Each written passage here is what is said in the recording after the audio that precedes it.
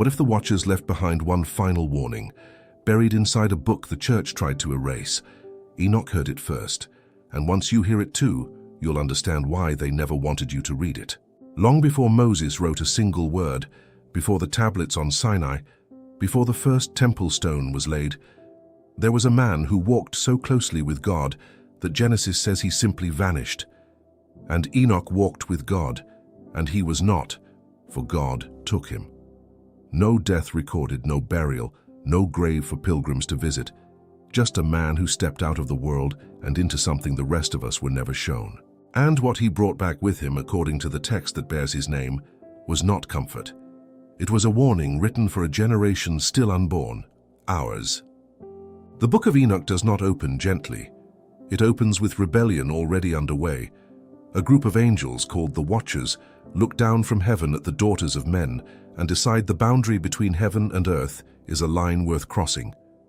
200 of them descend on Mount Hermon. They do not sneak down one by one. They come together, bound by an oath, because some lines you only cross if you know there's no walking it back alone. Their leader is named Semjaza, and the text tells us plainly what he feared, that he alone would bear the guilt of what they were about to do. So he made the others swear with him. 200 angels, one oath, and a decision that would poison the earth for generations. What follows is not myth dressed up as scripture. It reads like testimony.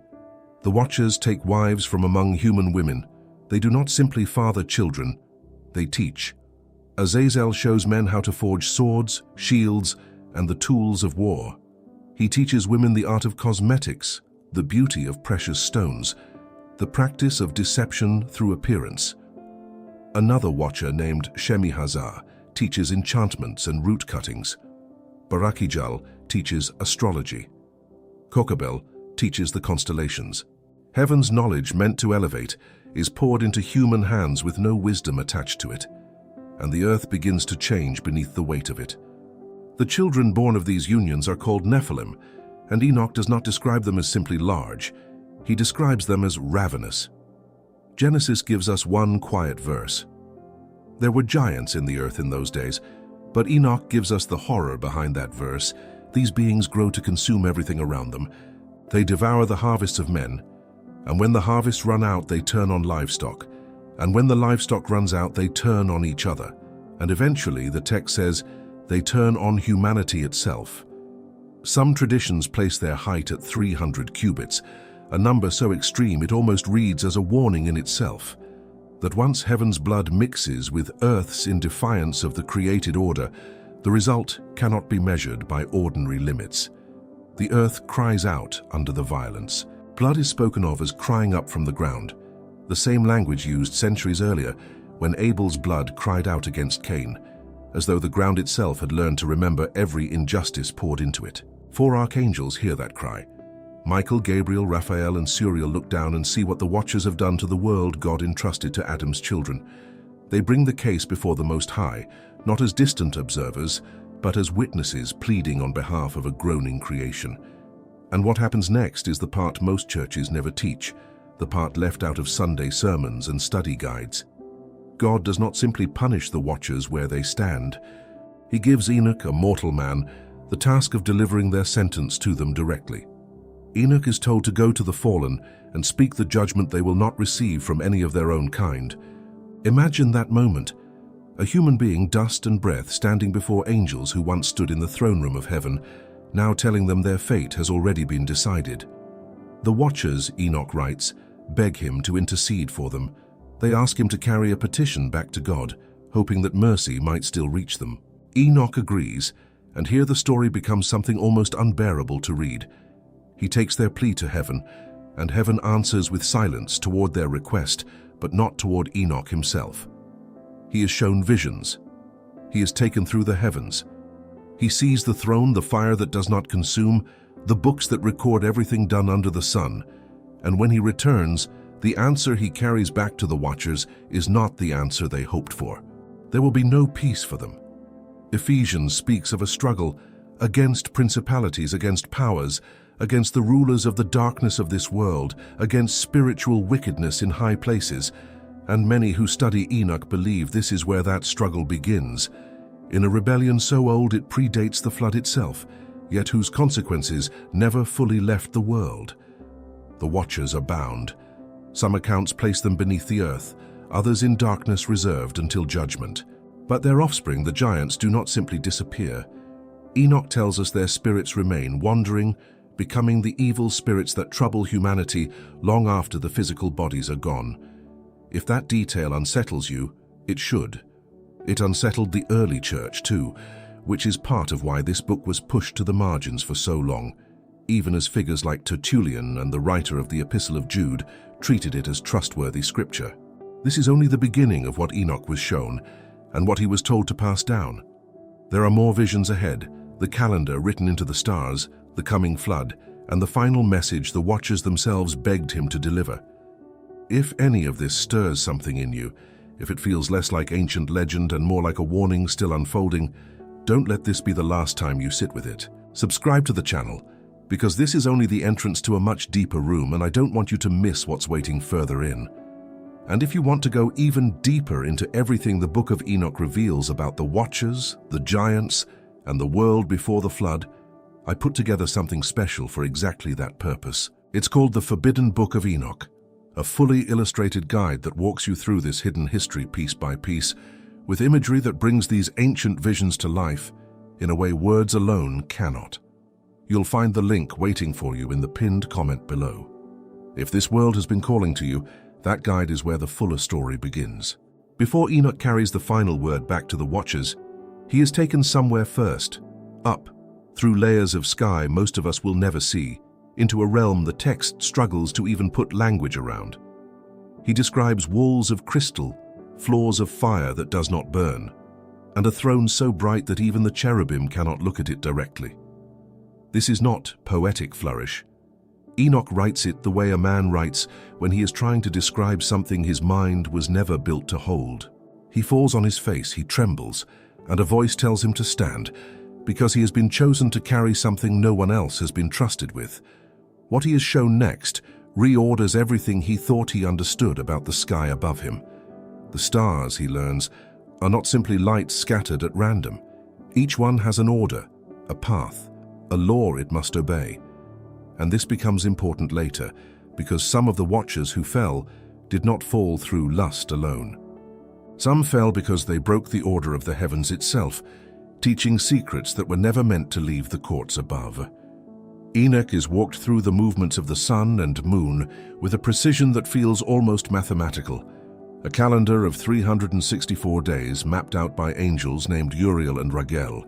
It is worth sitting with that detail. Long before any human astronomer charted the sky, the text claims the calendar itself was angelic instruction, handed to one man to preserve for everyone who would come after him. But Enoch is not only shown order, he is shown what happens when order breaks. He is taken to see the places prepared for judgment, and here the text turns cold in a way that is hard to read comfortably. He sees a deep pit, a place of chains, fire without light, a darkness so complete it seems to swallow even the concept of hope. Uriel tells him plainly, this is where the Watchers are kept. This is where they will remain until the great judgment, and beyond them, in another place, are the spirits of the giants, restless, without rest, doomed to wander the earth, causing torment because they no longer have bodies to inhabit. The pit is not described as a metaphor or a symbol meant to frighten children into obedience. It is described with the same careful, almost clinical detail Enoch uses for the calendar itself, as though the architecture of judgment is as real and as fixed as the movement of the stars he has just been shown. Daniel later writes of one like the Son of Man, coming with the clouds of heaven to receive dominion, glory, and a kingdom. And readers of Enoch have long noted how closely his vision of the Son of Man anticipates that same figure seated before the Ancient of Days, appointed to judge the very beings Enoch is shown chained in darkness. It's easy hearing all this to feel like the story belongs entirely to angels and giants, something too distant from ordinary human life to matter. But Enoch is careful not to let it stay that way. He is told again and again that this vision exists for the sake of his descendants. For Noah, yes, but also for every generation after Noah who would need to be reminded that heaven notices what happens on earth, that nothing done in secret stays hidden from the one who sees all things. This is where the text starts speaking less like ancient history and more like a message addressed forward in time, toward people who would not be born for thousands of years, toward us. Enoch writes down everything, the visions, the warnings, the coming judgment, and hands the record to his son Methuselah, instructing him to pass it down. There is something almost unbearably tender in that detail. A father, having seen the terror of what is coming, does not hide it from his children to protect them. He writes it out carefully so that they will not be caught unprepared. The secret things belong unto the Lord our God, Moses would later write, but those things which are revealed belong unto us and to our children forever. Enoch seems to understand this principle centuries before Moses puts it into words. What has been shown to him is not meant to stay locked inside a vision. It is meant to become inheritance. And this is where the warning sharpens into something almost unbearable to sit with. Enoch is told that a flood is coming, a cleansing that will wash the earth clean of the corruption the watchers unleashed. But he is also told that the corruption itself will not be fully undone by water.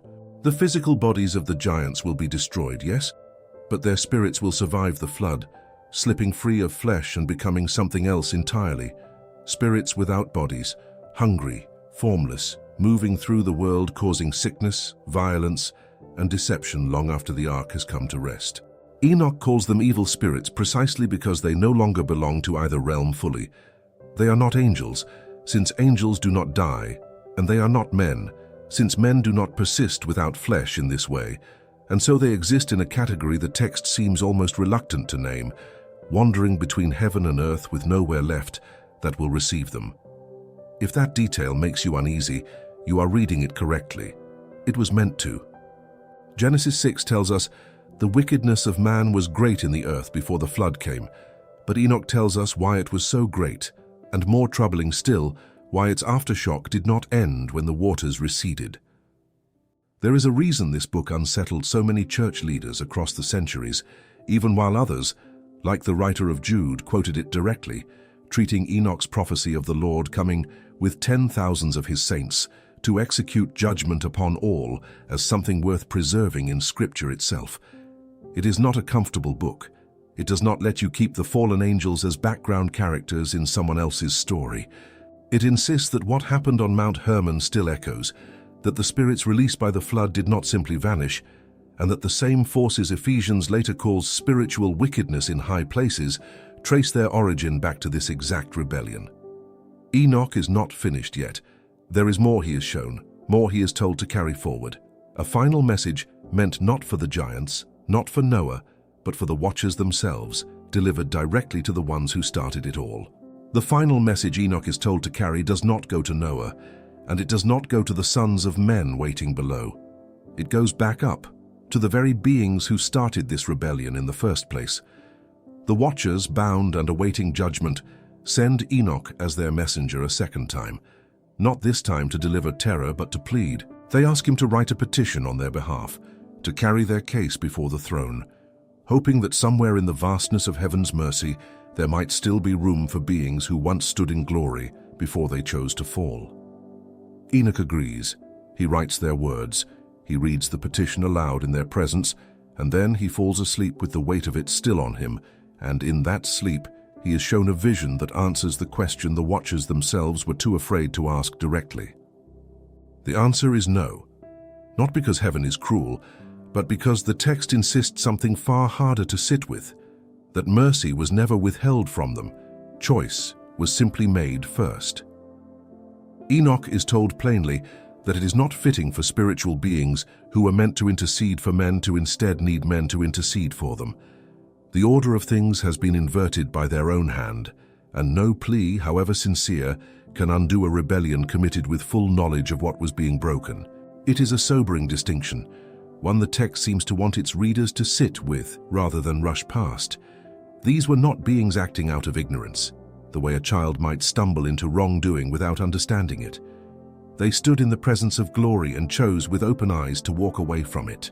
This is the moment where the Book of Enoch becomes less about ancient angels and more about a principle that runs through all of Scripture, that knowledge without obedience becomes its own kind of judgment. James would later write that faith without works is dead. And centuries before him, Enoch's watchers stand as a picture of the inverse. Beings who knew heaven intimately, who stood in its light, and still chose the fall. Enoch delivers this answer to them directly, face to face, and the text does not soften what happens next. Their reaction is not rage, it is grief, the particular grief of beings who understand exactly what they have lost and know there is no argument left to make.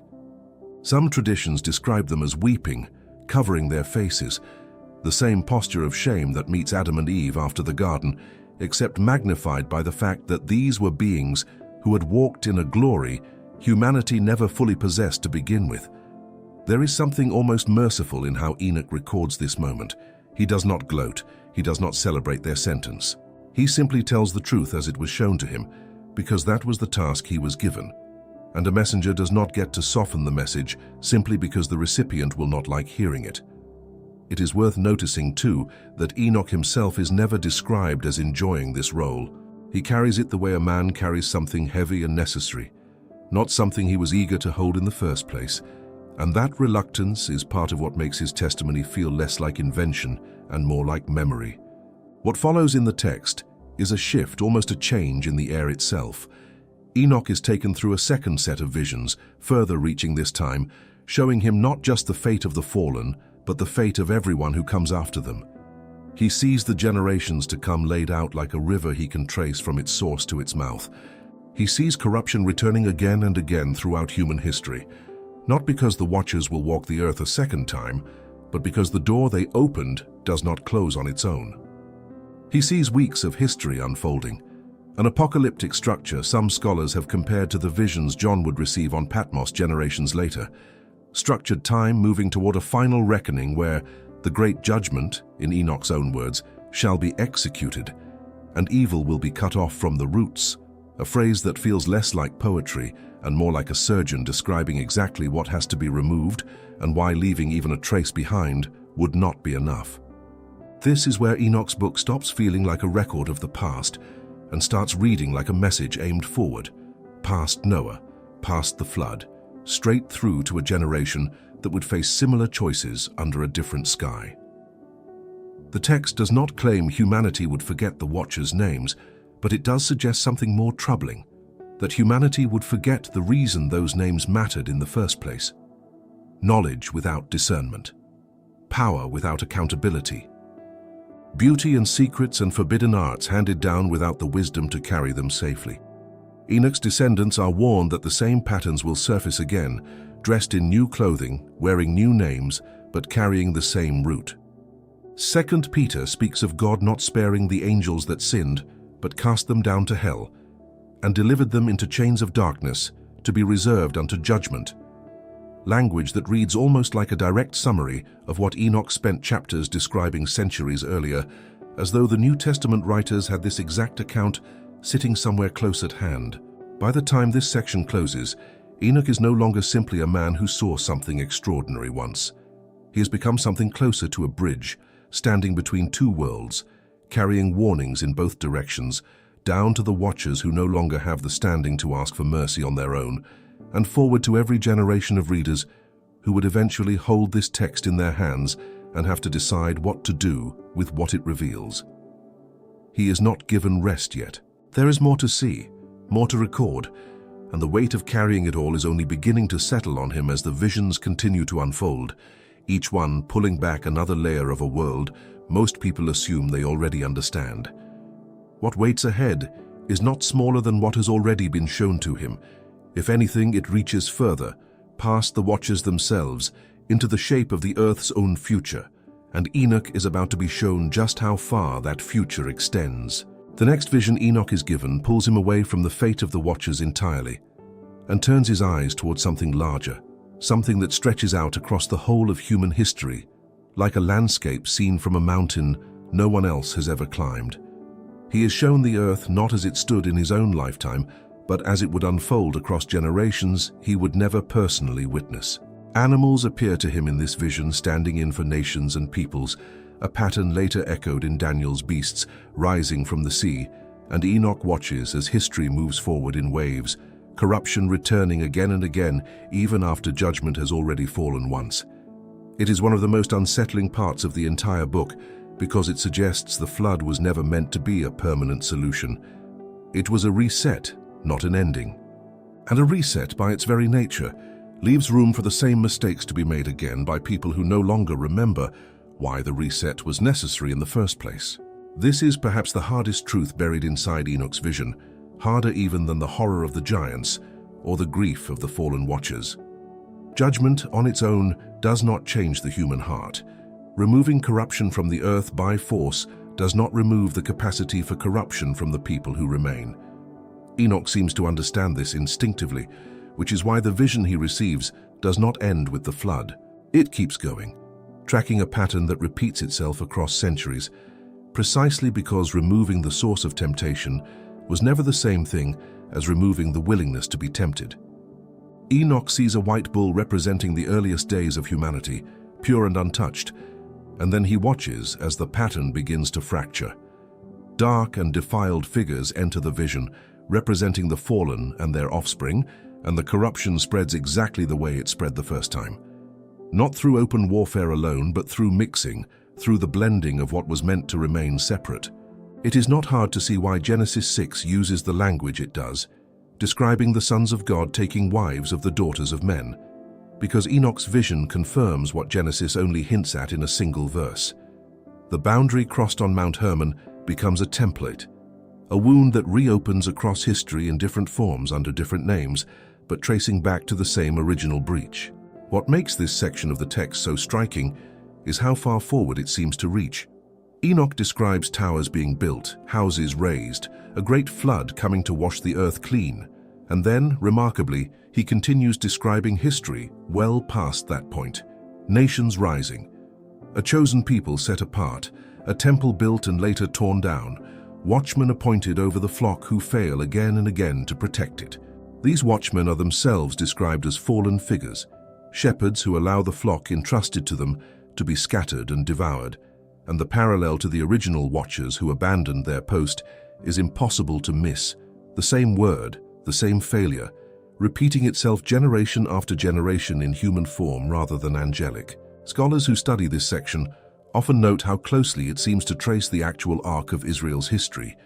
Generation after generation, judge after king after prophet, right up through periods that would not occur for centuries after Enoch's own lifetime according to the timeline the text itself claims.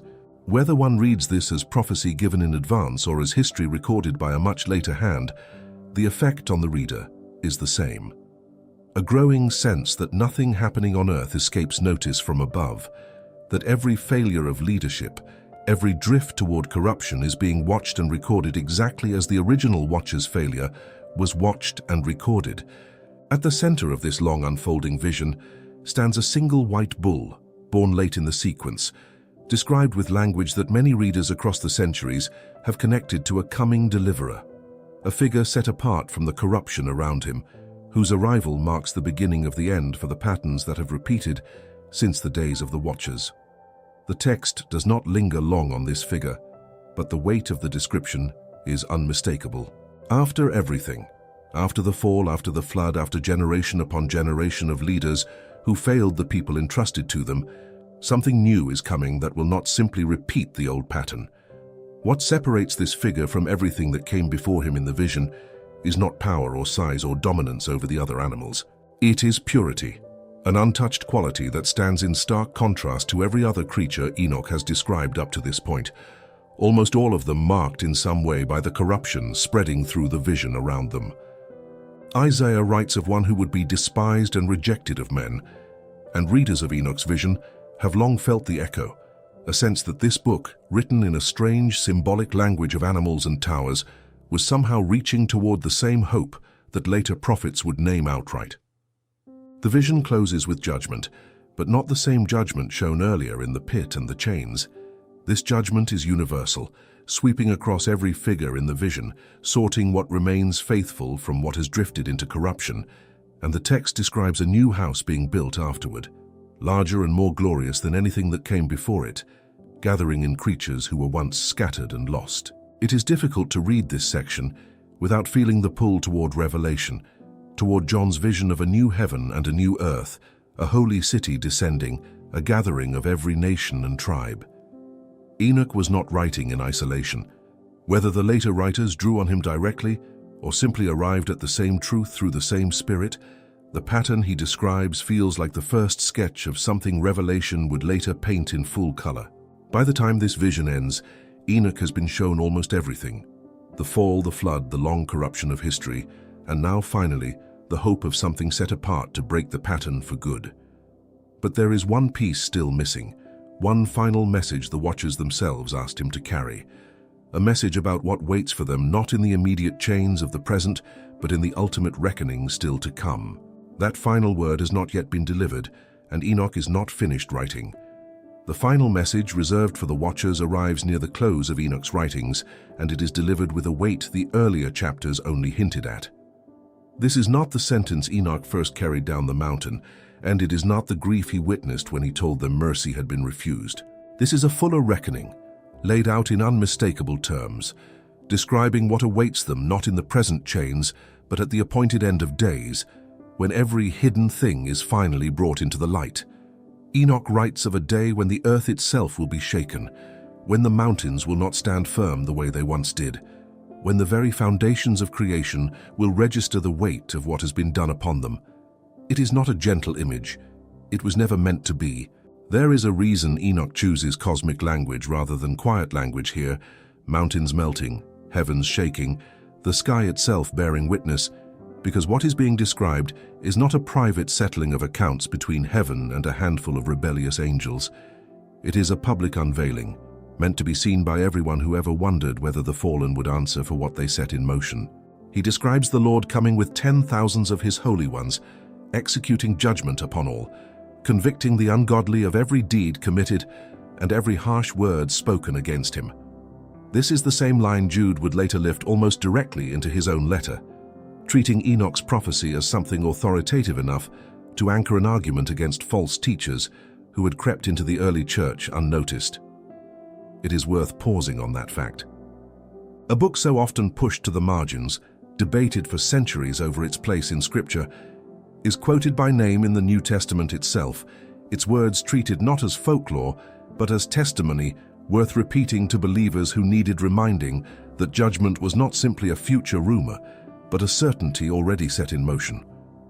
Jude does not quote Enoch apologetically, the way a writer might cite a source he considers questionable. He quotes him the way one quotes something already trusted by his audience, assuming his readers would recognize the words and understand exactly why he was reaching for them at that particular moment in his letter.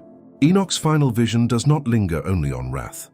There is a thread of restoration woven through even the harshest passages, a promise that the righteous will be vindicated, that light will be given to those who walked faithfully through generations that made faithfulness difficult. He speaks of the elect being clothed in garments of glory, of a new heaven being brought into being, of evil finally being cut off at the root so completely that it will never again find soil to grow in. This balance matters. A book remembered only for chains and giants and cosmic terror would miss what Enoch himself seems most eager to communicate: that judgment and hope are not opposites in this vision, but two halves of the same promise. The same way a surgeon removing disease is not acting against healing but for it, Revelation would later echo this same promise, describing a new heaven and a new earth, where the former things have passed away. And it is difficult not to hear Enoch's voice somewhere underneath John's, two witnesses separated by centuries, describing the same ultimate hope in language, shaped by their own moment in history.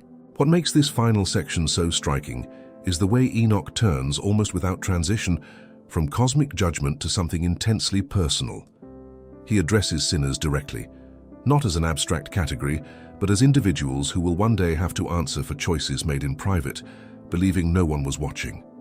"Woe unto you who devise iniquity," he writes, warning that nothing done in secret escapes the notice of the one who records all things. It is a startling shift in tone, moving from the fate of angels who fell before the flood to ordinary human beings reading these words centuries later, and the effect is deliberate. The pronoun changes almost without warning, from they, describing the watchers and their fate, to you addressing whoever happens to be holding the scroll, or now the screen it has been transcribed onto. Enoch is not writing a history lesson. He is writing a warning meant to reach forward, past every generation between his own lifetime and whoever happens to be listening now. This is in many ways the true climax of the book. Not the fall of the Watchers, not the flood, not even the coming deliverer glimpsed earlier in the vision of the white bull, but this final direct address to the reader. Enoch tells his audience plainly that he has not written these things for his own generation alone, but for a generation of old and for a generation to come. 2. Peter would later describe how God did not spare the ancient world when he brought the flood upon the ungodly, and Matthew records Jesus himself describing the days before his return as being like the days of Noah, people carrying on with ordinary life, unaware of what was gathering just beyond what they could see. Enoch's book, read against that backdrop, stops feeling like a strange footnote to Genesis and starts feeling like the missing piece that explains why those comparisons were made in the first place. By the time Enoch closes his account, he has carried out everything he was tasked with. He delivered the sentence to the Watchers. He recorded the visions of heaven's order and the pit prepared for judgment. He witnessed the long unfolding of human history and the hope of a deliverer breaking the pattern for good. And now, in these final words, he leaves behind something for every reader who would ever open this book after him. Not comfort exactly, but clarity, a clear accounting of what happened, why it mattered, and what it still means for anyone willing to take it seriously. There is no ambiguity left in his closing lines, no room for a reader to walk away treating this as simply an interesting piece of ancient literature. The Watcher's last message was never only for the Watchers. It was always meant to reach this far. Thank you for walking through this with me, all the way from the fall on Mount Hermon to the last word the Watchers themselves begged to hear. If this story moved something in you, subscribe to the channel, leave a comment telling me which part struck you hardest, and give this video a like so more seekers like you can find it. And if you're ready to go deeper than any single video ever could, the Forbidden Book of Enoch is waiting for you. A fully illustrated guide into the Watchers, the giants, and the world before the flood, unlike anything you've seen. The link is pinned in the first comment. Stay close. The next video is already loading, and what it reveals goes even further than this one did.